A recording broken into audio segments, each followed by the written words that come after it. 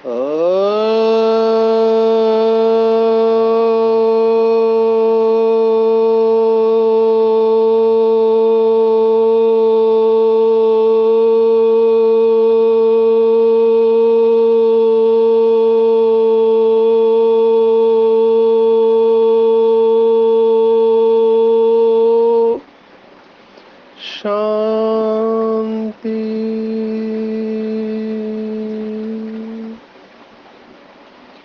आज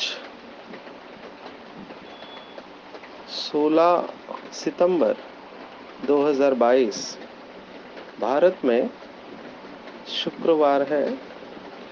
today is 16 September 2022 and it's Friday in Bharat. आज की मुरली का जादुई रहस्य स्वयं को प्रेरणा देने के लिए magical secrets of today's Murli for motivating the self. आज की साकार मुरली का अगर एक ही शब्द हम ध्यान में रखें तो भी जीवन बहुत सरल हो जाएगा, और वो शब्द है खेल। खेल आइडियली खुशी देना चाहिए,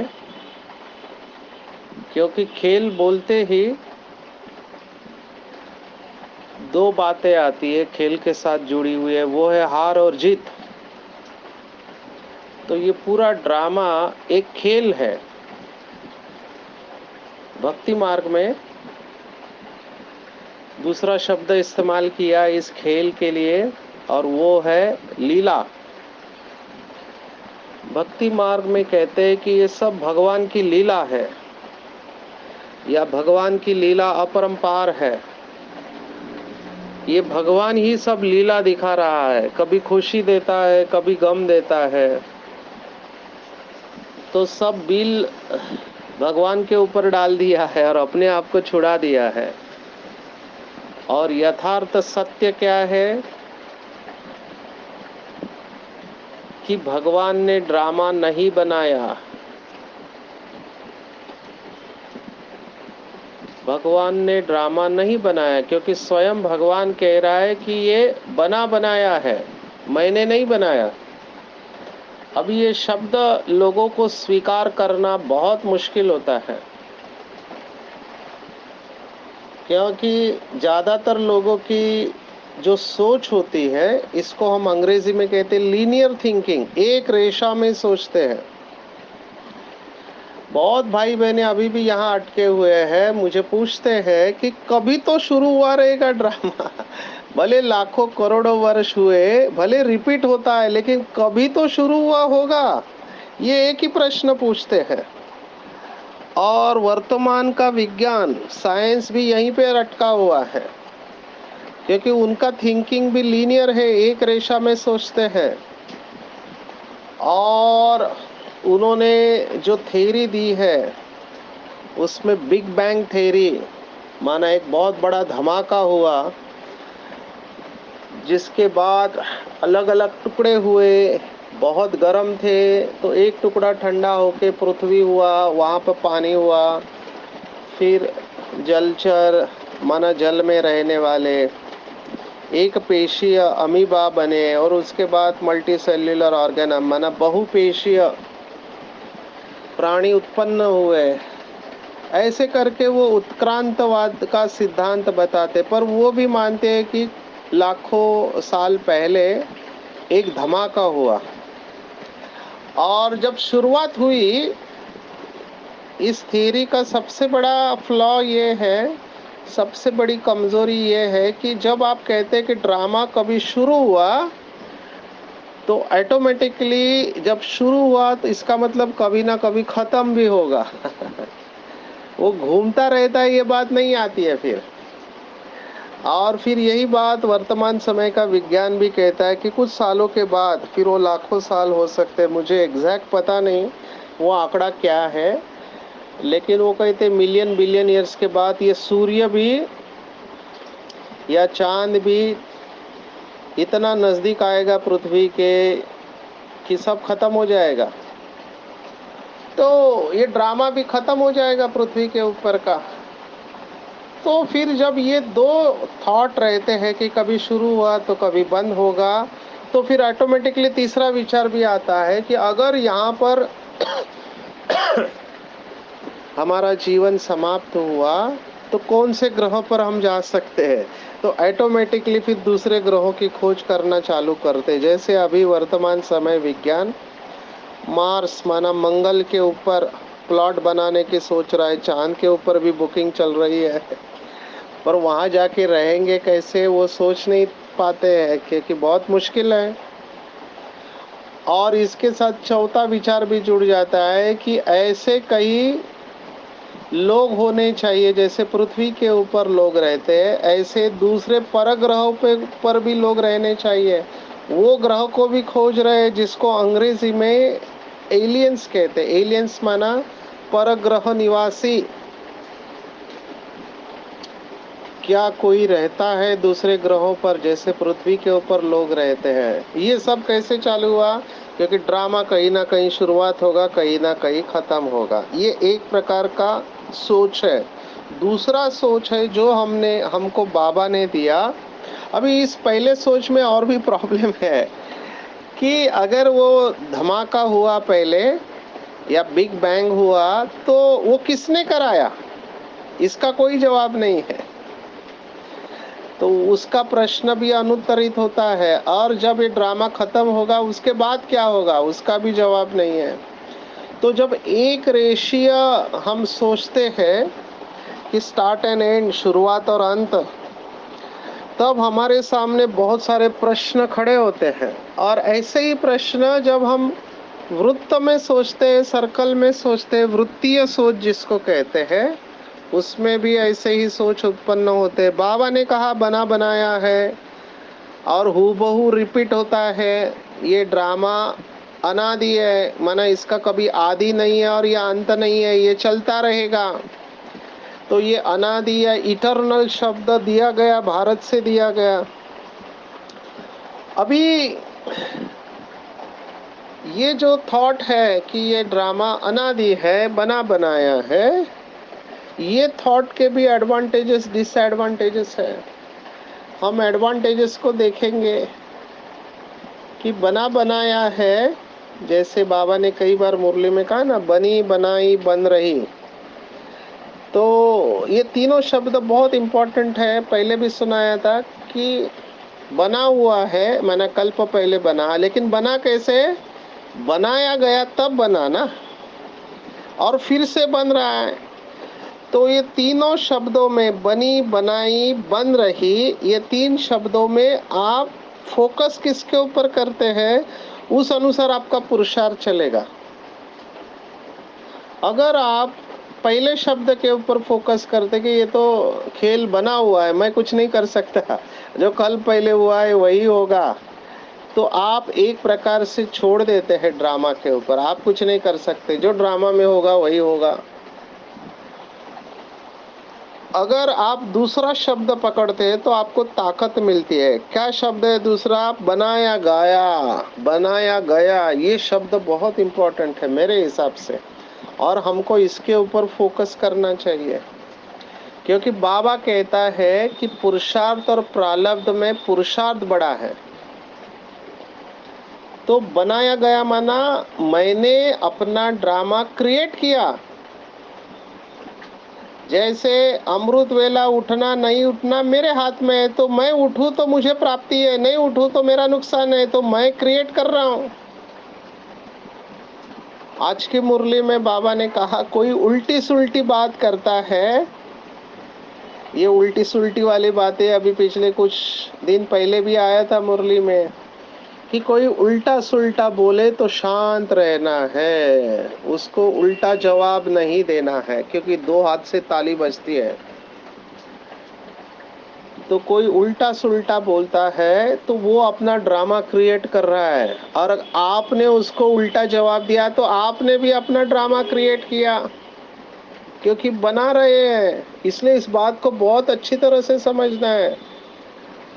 अभी कोई उल्टा सुल्टा बोल रहा है, मतलब वो अपना ड्रामा कल्प कल्प का वैसे शूट कर रहा है। अभी आपके पास चॉइस है, आपके पास पर्याय है कि क्या मैं भी उल्टा सुल्टा बोलूं या मैं शांत रहूं। चुनना आपको है। और कौन चुनेगा शांति? जो सोल कॉन्शियसनेस में होगा, जो आत्म अभिमानी होगा, जो बाबा की याद में होगा, वही शांति को चुनेगा। नहीं तो देहबान में होने वाले, देह अभिमान वाले उल्टा जवाब दे देंगे। यहाँ पर हम अपना ड्रामा क्रिएट कर रहे हैं। इसीलिए एक शब्द कहते हैं भक्ति मार्ग में, वो कहते हैं अवेयरनेस, अवेयरनेस, अवेयरनेस। जागरूक रहो। ऐसे कहते हैं कि योगी कभी सोता नहीं है। श्रीमद् भगवत गीता में हमने वो श्लोक देखा है, जब दुनिया सोती है तो योगी जागा हुआ रहता है। अब ये बहुत अच्छा है, ये कैसे हो सकता है? सोना माना क्या? सोना माना वो स्थूल सोना नहीं, सोना माना अनकॉन्शियस होना, बेहोश होना। सोना मतलब माया की बेहोशी। सोना मतलब देह भान और देह अभिमान, इसको कहेंगे सोना। क्योंकि जब आप सोते हो तब आपसे गलतियां होती है। अभी जरा सोच के देखो, आप सोए हुए और नींद में आप स्वप्न देख रहे हैं, और स्वप्न में आपने देखा कि आप बहुत गुस्सा कर रहे हैं। एक भाई ने मुझे कहा कि मैं स्वप्न में देख रहा था कि मैं शराब पी रहा हूँ, तो बहुत अनकंफर्टेबल हुआ, बहुत बेचैनी हुई और मेरी आंख खुल गई। तो मैंने देखा, अरे ये तो सपना था, कितना अच्छा हुआ मैं शराब नहीं पी रहा था। क्योंकि उसने कहा कि मैंने कभी जिंदगी में शराब को हाथ भी नहीं लगाया था, फिर सपना कैसे आया? लेकिन जैसे ही आंख खुली तो उसको अच्छा लगा, अरे बाबा मैं शराब नहीं पी रहा था। तो झटका लगता है। एग्जैक्टली ये होता है। जब व्यक्ति सोया हुआ रहता है उसको पता नहीं चलता है कि वो क्या कर रहा है, लेकिन जैसे आंख खुलती है तो पता चलता, अरे मैं तो सोया हुआ था और अभी तक मैं सपने में ही था। इसीलिए कुछ संतों ने, महात्माओं ने इस दुनिया को सपनवत कहा है। बाबा ने इसका भी जवाब बहुत अच्छा दिया एक मुरली में। तो इन संतों ने, महात्माओं ने कहा ये पूरा जग एक सपना है, आप जाग जाओ सपनों से, क्योंकि ये सच नहीं है। क्योंकि सपना सच नहीं होता है, झूठ होता है। सपने में आप उड़ रहे होते हैं, पानी में तैर रहे होते हैं। एक बहन ने मुझे कहा हमेशा उसको ऐसा सपना होता है कि उसका एग्जाम चल रहा है और हमेशा लेट पहुंच रही है एग्जाम को, और पेपर पूरा नहीं कर पा रही है। तो हमेशा उसके अंदर डर लगा रहता है, सपने में डर है। लेकिन जब हम जाग जाते हैं तो हमारी आंखें खुल जाती हैं। तो आध्यात्मिक पुरुषार्थ माना सपने से जागना। जिसको हम सच समझ रहे हैं वो सच नहीं है, एक सपना है। तो ये संत महात्माओं ने वैराग्य दिलाने के लिए ये शब्द कहा कि ये पूरी दुनिया एक सपना है, ये सच नहीं है। आप इसमें अटको मत, ये आपको दुख देगा। बाबा ने सपने का जवाब क्या दिया वो देखेंगे। बाबा ने कहा जो लोग कहते हैं कि सतयुग सपना है, ऐसी कोई दुनिया नहीं है। सतयुग, त्रेता युग या स्वर्ग एक सपना है, कहते हैं कुछ लोग। तो बाबा ने, देखो कितना अच्छा बाबा के शब्द है, लिख लेने चाहिए। इतने अच्छे शब्द एक ही बार मैंने सुना था, दिमाग में फिट बैठ गया। बाबा ने मुरली में कहा कि जो बीत गया वो सपना। सपने की डेफिनेशन दी बाबा ने, व्याख्या बताई। जो बीत गया वो सपना। सतयुग और त्रेता युग बीत गया, इसलिए उसे स्वप्नवत कहते हैं। बाकी दुनिया तो है ही है। लेकिन सपना क्यों कहा है? तो दूसरा अर्थ है कि बेहोशी में से हम जाग जाते हैं। आपने देखा होगा कई लोगों को जब बुखार आता है, बहुत बुखार दिमाग में चढ़ जाता है, तो पागलों जैसी हरकत करते हैं, उनको पता ही नहीं होता है वो क्या कर रहे हैं। तो जब कोई व्यक्ति अपने जीवन में ऐसा कुछ करता है जो नहीं करना चाहिए, मन वचन कर्म से ऐसे संकल्प करता है जो नहीं करने चाहिए, ऐसे बोलता है जो नहीं बोलने चाहिए, ऐसे इंद्रियों से कर्म करता है जो नहीं करने चाहिए, समझने का वो बेहोशी में होश हवास खो बैठा है। और जब वो जाग जाएगा तब उसको पश्चाताप होगा, अरे मैंने क्या किया। इसीलिए हिंदी में कहावत आई है, जब जागो तब सवेरा, जब जागो तब सवेरा। इसलिए योगियों को कहा कि जब दुनिया बेहोशी में जीती है, योगी जागते रहते हैं। योगी माना सदैव जागृत अवस्था में रहते, भले शरीर सोया हुआ है, लेकिन योगियों का ज्ञान दीपक प्रकाश हमेशा जागृत रहता है। और ये परफेक्ट है, अनुभव से मैं कह सकता हूँ आपको। बहुत बार ऐसा अनुभव होता है कि सोए हुए हैं, शरीर सोया हुआ है, लेकिन अंदर आत्मा एकदम अलर्ट और जागृत है, शरीर बिल्कुल हल्का है। आपको आश्चर्य लगेगा, कुछ साइंटिस्ट ने मेडिटेशन के ऊपर या ध्यान के ऊपर जो रिसर्च किए, तब उन्होंने कहा कि ध्यान में जो लोग जाते हैं, उन्होंने जिसके ऊपर भी रिसर्च किया, उन्होंने कहा कि ध्यान में शरीर सोया हुआ रहता है लेकिन व्यक्ति जागृत रहता है। माना शरीर उस अवस्था में रहता है जिस अवस्था में जब हम सोते हैं तब हो जाता है वो। और इसको शब्द दिया गया, उन्होंने अंग्रेजी शब्द है रेस्टफुल अवेयरनेस। रेस्टफुल अवेयरनेस शब्द दिया है। और मुझे आश्चर्य तब लगा जब बाबा ने मुरली में कहा ये बात, अव्यक्त मुरली में बाबा ने मम्मा बाबा की विशेषता बताई कि मम्मा बाबा ने सबसे ज्यादा योग की कमाई नींद में की है। तो मैं सोचने लगा कैसे संभव है। आज उसका अर्थ समझ में आ रहा है कि बाबा क्या कहना चाहते थे। इन लोगों को नींद की जरूरत ही नहीं है। और बाबा ने तो इसके ऊपर मुरली चलाई है। बाबा ने कहा कि आगे चलकर ऐसा समय आएगा जब आप 1 मिनट अशरीरी हो जाओगे, पूरा बॉडीलेस। बॉडीलेस माना शरीर का बिल्कुल भान नहीं। जैसे अभी पता चलता है कि मेरा शरीर है, स्त्री का पुरुष का वजन इतना है वगैरह वगैरह, लेकिन जब अशरीरी अवस्था में जाते हैं तो शरीर का पूरा भान समाप्त हो जाता है, एकदम वेटलेस हो जाते हैं। तो बाबा ने कहा 1 मिनट की अशरीरी अवस्था माना 60 सेकेंड ऑफ बॉडीलेस स्टेज आपको 1 घंटे का आराम दिलाएगी। और अगर आप 6 मिनट अशरीरी अवस्था में गए तो आपको नींद की जरूरत नहीं है। शायद ये आगे होने वाला है। तो मम्मा और बाबा इस अवस्था में रहते थे और इस अवस्था के वजह से ही उन्होंने नींद में भी कमाई की, नींद में भी योग में रहते थे। तो योग निद्रा ये शब्द शायद यहाँ से आए, उन्होंने उसका अर्थ अलग बताया लौकिक में। वो कहते सूचना देते देते शरीर को हल्का करना और उस अवस्था में जाना, उसको योग निद्रा कहते हैं। शवासन भी कराते हैं, वो सब बेनिफिट देता है। लेकिन यहाँ पर बात है जागृत और अजागृति की, जागना और सोना, इसकी बात चल रही है। खेल है, मैं खेल के ऊपर वापस आ रहा हूँ। अगर आप जगते हुए खेल खेल रहे तो आप उसको एंजॉय करेंगे। अगर आप जगे हुए नहीं है तो आप खेल को एंजॉय नहीं कर पाएंगे। अब भी रिसेंटली मैं देख रहा था, माना हम तो टीवी देखते नहीं, लेकिन अभी एशिया कप क्रिकेट चल रहा था। मैं देख रहा था कि इंडिया जैसे हार गई, लोगों के अंदर एक डिप्रेशन का वेव आ गया, माना पूरे निराश हो गए लोग, मूड ऑफ। अभी खेल है, 2 टीम है, 2 टीम में एक अच्छा खेलेगी वो जीतेगी, जो अच्छा नहीं खेलेगी वो हार जाएगी। लेकिन डिप्रेशन क्यों आया? क्योंकि आप अटैच है कि आपको जीतना ही है। तो आप खेल को खेल समझकर नहीं खेल रहे, उसको एक्सेप्ट कर लेना चाहिए।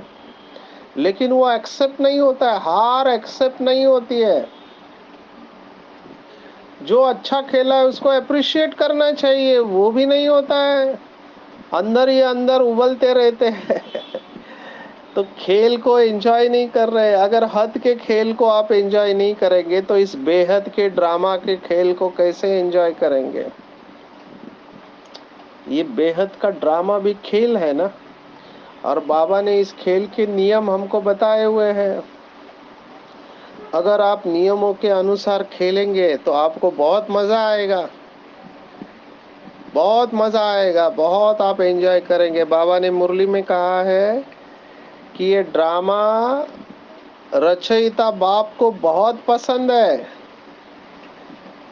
ये खेल भगवान को बहुत पसंद है, क्योंकि ये सुख दुख हार जीत का बहुत सुंदर नाटक बना हुआ है, और इसमें हर एक्टर अपना एक्यूरेट पार्ट प्ले कर रहा है। देखो बाबा के शब्द कितने सुंदर हैं, एक एक शब्द मोतियों की तरह है। मुझे तो बायाट हो गया ये।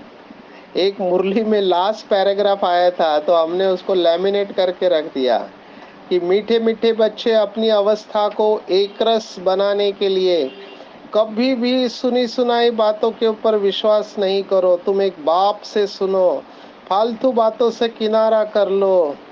तुम्हें कभी किसी की निंदा नहीं करनी है, क्योंकि इस अनादि ड्रामा, अंडरलाइन ये शब्द है, इस अनादि ड्रामा में हर आत्मा अपना एक्यूरेट पार्ट बजा रही है। इस ड्रामा की सीन, हर सीन तुम बच्चों को बहुत ही पसंद आनी चाहिए, क्योंकि यह ड्रामा स्वयं रचयिता बाप को बहुत पसंद है। कितना सुंदर शब्द है। यह सुख दुख हार जीत का बहुत सुंदर नाटक बना हुआ, इसमें हर एक्टर अपना विशेष पार्ट बजा रहे हैं। इसलिए ड्रामा की हर सीन देखकर सदा हर्षित रहो। जो खेल को इस तरह से देखेगा वो सदा हर्षित रहेगा। तुम इस कल्याणकारी ड्रामा में किसी को भी दोषी नहीं बना सकते। क्यों? क्योंकि जो कुछ पास्ट हो चुका वही होना है, बनी बनाई बन रही, इसलिए किसी को भी दोष नहीं दे सकते। यह ड्रामा की सुंदर भावी बनी हुई है। अभी लास्ट लाइन तो पीक है। बाबा ने कहा जो बच्चे साक्षी दृष्टा बनकर ड्रामा में हर एक का पार्ट देखते हैं, उनकी स्थिति मधु समान मीठी बन जाती है, वे सदा एकरस अचल अडोल रहते हैं। अभी कितना सुंदर है ड्रामा के ऊपर। ये खेल मैं हमेशा इसका अभ्यास करता हूँ। जब भी कोई विकट परिस्थिति आती है मुझे बाबा के महावाक्य याद आते हैं कि जो बच्चे साक्षी दृष्टा बनकर ड्रामा में हर एक का पार्ट देखते हैं, उनकी स्थिति मधु समान मीठी बन जाती है, वे सदा एक रस अचल अडोल बनते हैं। किसी की भी निंदा नहीं करनी, बार बार उठना चाहिए अपने अंदर ये पॉइंट। तो खेल को एंजॉय करो। तो आज बाबा ने कौन सा खेल कहा? कि ज्ञान और भक्ति का खेल बाबा ने कहा। वंडरफुल खेल बाबा ने कहा, पूज्य और पुजारी बनने का। तो बाबा ने तराजू की भी आज बात कही कि एक तरफ है ज्ञान का पलड़ा और दूसरे तरफ है भक्ति का पलड़ा। अभी भक्ति का पलड़ा भारी है, धीरे धीरे ज्ञान का पलड़ा भारी होता जाएगा। और बाबा ने पूरा स्वदर्शन चक्र घुमाया है कि सतयुग में केवल एक ही पलड़ा था ज्ञान का, कलयुग में केवल एक ही पलड़ा है भक्ति का, और संगम युग पर दोनों पलड़े हैं, कभी ये भारी तो कभी वो भारी। तो हमको अभी ट्रांसफर होना है संगम युग से सतयुग की ओर। कितना अच्छा ज्ञान समझाने का तरीका है बाबा का। इस तरह से हमको भी मनन चिंतन करना चाहिए, और जितना हम ये मनन चिंतन करेंगे उतनी हमको खुशी होगी। आज बाबा ने कैरेक्टर के बारे में भी कहा है, मेरा फेवरेट सब्जेक्ट है कैरेक्टर। बाबा ने कहा कि सबका कैरेक्टर इस समय बिगड़ा हुआ है, और बिगड़ाने वाला है रावण। अभी बिल्कुल बिगड़ गया है, पतित बनने से हाहाकार मच गया। बाबा ने कहा वेश्यालय बन जाता है। कोई कोशिश ही नहीं करते, लेकिन बाबा को ही ये कोशिश करनी पड़ती। कैरेक्टर के बारे में बताएंगे। चरित्र उसे कहते हैं, वो नहीं है जो दूसरों के सामने लोग दिखाते हैं। कई लोग दिखाने की कोशिश करते हैं कि मेरा चरित्र तो बहुत अच्छा है। कैरेक्टर माना जब आपको कोई देख नहीं रहा है, अकेले में आप क्या करते हैं, क्या सोचते हैं, वो आपका चरित्र है। सबकॉन्शियस है आपका चरित्र। बाप सबको अज्ञान नींद से उठाते, बाबा ने कहा। और बाबा के भी अलग अलग प्रकार के बच्चे, बाबा ने कहा कोई हल्का पुरुषार्थ, कोई तीखा पुरुषार्थ करते हैं, है ना। बीए एमए की बात आज बाबा ने कही हुई है, मास्टर ऑफ आर्ट्स। और बाबा ने आज चेकिंग करने को कहा है कि चेक करो कि हमारे में कोई अवगुण तो नहीं है। पावन बनने के लिए दैवी गुण हमको धारण करना है। जो अच्छी रीति पढ़कर धारण करते हैं तो वो क्वालिफिकेशन भी आती रहती है। तो अंदर से ये रियलाइजेशन होगी बाबा के बच्चों, क्योंकि मैंने कल्प कल्प बाबा से ईश्वरीय वर्षा, संपूर्ण वर्षा लिया था, विश्व की बादशाही ली थी, नंबरवार ये सबको रियलाइजेशन होगी। और जो दिव्य गुणधारी बाबा के बच्चे होंगे वो हमेशा दूसरों को सुख देते रहेंगे, किसी को भी दुख नहीं देंगे। अंडरलाइन है ये बात। कभी किसी को दुख देते हैं तो वो भगवान के बच्चे हो नहीं सकते। बाबा ने कहा, आज पेड़ का उदाहरण दिया तो उसके ऊपर भी चिंतन चला, क्योंकि बाबा ने कहा मंथन करके आप समझाते रहो। मुझे वृक्ष का एग्जाम्पल बहुत अच्छा लगता है। वृक्ष से बहुत सारी बातें हम सीख सकते हैं कि पुराने पत्ते जाते हैं और नए पत्ते आते हैं। हमको पुरानी बातों को छोड़ देना है, नई बातें धारण करना है। पुराना पूरा छोड़ देता है वो, तो नई नई बातें धारण करना है। भाई विज्ञान में ये बात सुनाता हूँ, कहते हैं कि न्यूटन को लॉ ऑफ ग्रेविटी, गुरुत्वाकर्षण का नियम कब पता चला। वो सेब के पेड़ के नीचे बैठा था तो ऊपर से सेब नीचे आया, तो उसने कहा नीचे ही क्यों आया, ऊपर क्यों नहीं गया। तो उसको कहते हैं विज्ञान। और अध्यात्म क्या है, अध्यात्म कहता है नीचे आया वो तो ठीक है, लेकिन वो नीचे से ऊपर कैसे गया, उसको कहते हैं अध्यात्म। पहले बीज था, फिर उसका तना बना, फिर वो न्यूट्रिशन लिया, ऊपर गया, फिर टहनियाँ बनी, फिर पत्ते बने, फिर फूल बने, फिर फल बना। तो ऊपर से नीचे आना माना विज्ञान है, और नीचे से ऊपर जाना माना ज्ञान या अध्यात्म। ऐसे हम बहुत अच्छा श्रेष्ठ चिंतन कर सकते हैं, अपनी जीवन बाप की सेवा में लगा सकते। बहुत बहुत हमको सुख देना है। अगर हमको बाप समान बनना है तो किसी को भी हमसे दुख नहीं मिलना चाहिए। अपने रजिस्टर की जांच करनी चाहिए कि मेरे अंदर कितने दिव्य गुण हैं, क्या मैं चरित्रवान हूँ। और धीरे धीरे करके सभी अवगुणों को निकाल कर सर्वगुण संपन्न हमको बनना है।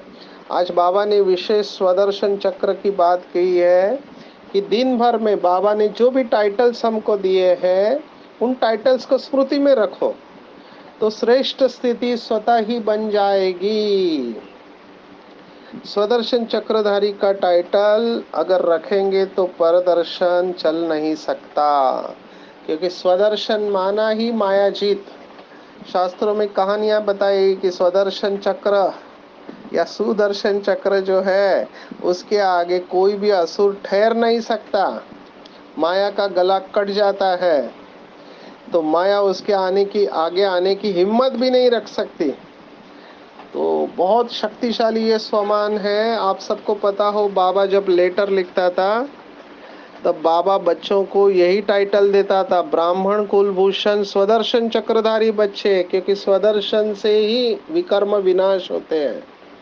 तो स्वदर्शन करना है, ना कि परदर्शन। बाबा ने मुरली चलाई है इसके ऊपर कि पतन होने का कारण 3 शब्द है, परमत, परदर्शन और परचिंतन। तो जिसको भी गिरना है वो ये 3 बातों में एंगेज हो जाए।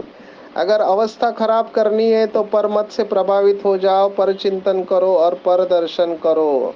और अगर अवस्था अच्छी करनी है तो स्वचिंतन स्वदर्शन। स्वचिंतन माना अपनी गहराई में जाके अपने अंदर के अवगुणों को बाप के ज्ञान और योग के आधार से दूर करना।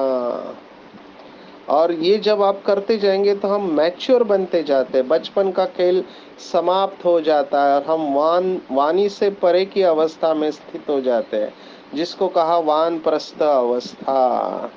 तो आज पूरा दिन अटेंशन रखेंगे कि ये खेल है, खेल में खेल है, और मुझे खेल को एंजॉय करना है। इस बेहद के ड्रामा को बाप के साथ एंजॉय करना है। ये ड्रामा बहुत ही सुंदर है, हर क्षण का आनंद लेना है, और ये योगियों का लक्षण है।